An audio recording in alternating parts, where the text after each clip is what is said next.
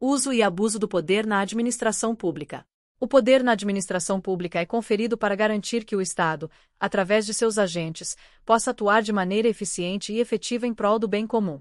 Esse poder não é exercido de maneira arbitrária.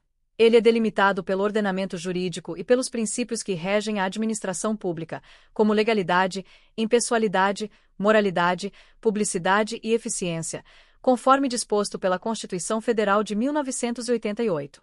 O uso correto do poder assegura a regularidade das ações administrativas e a promoção do interesse público.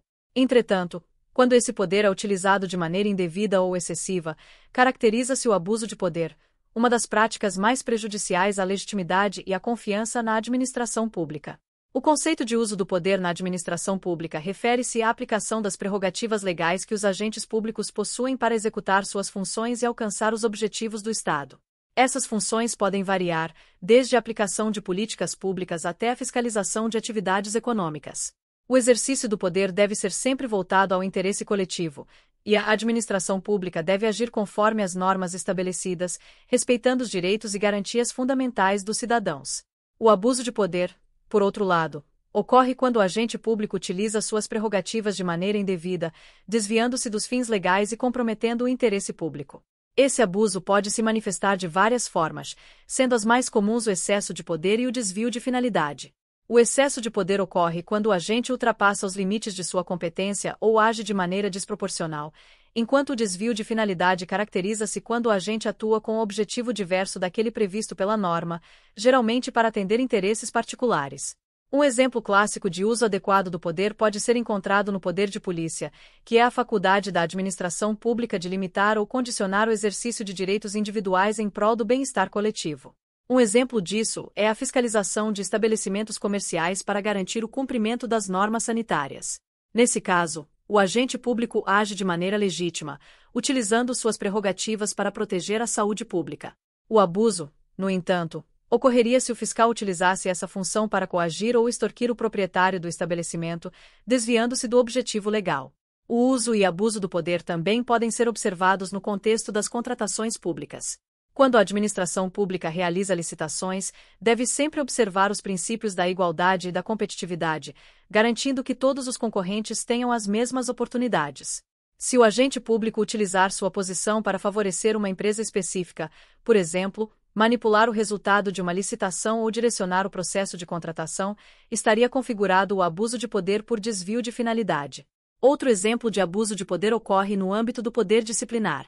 A administração pública tem a prerrogativa de aplicar sanções a servidores que cometem infrações no exercício de suas funções, a fim de manter a ordem e a disciplina no serviço público.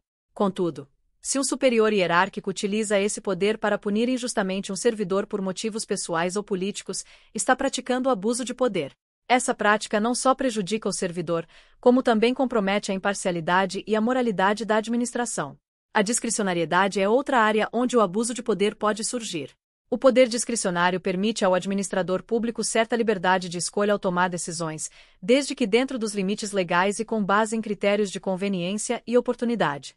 No entanto, essa liberdade não pode ser confundida com arbitrariedade. Um exemplo de abuso no exercício do poder discricionário seria a concessão de autorizações ou licenças apenas para determinados grupos ou indivíduos, sem uma justificativa razoável, violando os princípios da igualdade e da impessoalidade. Os mecanismos de controle são fundamentais para prevenir e combater o abuso de poder na administração pública. Esses mecanismos incluem o controle judicial, o controle legislativo e o controle social. O controle judicial permite que os cidadãos acionem o judiciário para revisar atos administrativos abusivos, anulando-os se forem ilegais ou inconstitucionais. O controle legislativo é exercido pelo Parlamento, que fiscaliza os atos do Executivo por meio de comissões e investigações.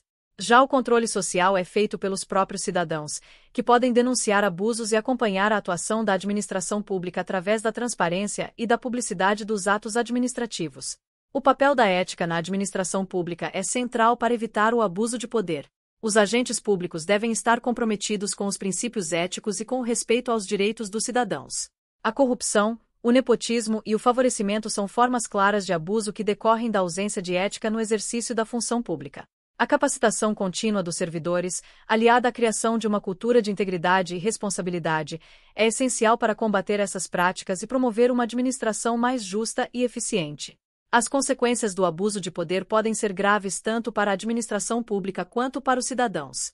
No caso dos administradores, o abuso de poder pode levar a sanções administrativas, como a demissão ou a suspensão, além de responsabilização civil e criminal. Para os cidadãos, o abuso de poder pode resultar em violação de direitos fundamentais, como o direito à liberdade, à propriedade e à igualdade. Além disso, o abuso compromete a confiança da população nas instituições públicas, enfraquecendo a legitimidade do Estado e a sua capacidade de governar. A responsabilização dos agentes públicos é um dos pilares do Estado de Direito. A Constituição Federal de 1988 prevê que todos os atos administrativos estão sujeitos a controle e que os agentes públicos são responsáveis por seus atos, podendo ser punidos em caso de abuso de poder. Essa responsabilização pode ocorrer na esfera civil, criminal e administrativa, e visa garantir que o poder público seja exercido de maneira justa e em conformidade com os princípios constitucionais. A transparência é outro elemento crucial para evitar o abuso de poder. Quando os atos administrativos são tornados públicos, facilita-se o controle social e a fiscalização por parte dos cidadãos e dos órgãos de controle. A publicidade dos atos, além de ser um princípio constitucional, é uma forma de garantir que as decisões da administração pública sejam tomadas de maneira clara e acessível, permitindo que a sociedade acompanhe e participe do processo decisório.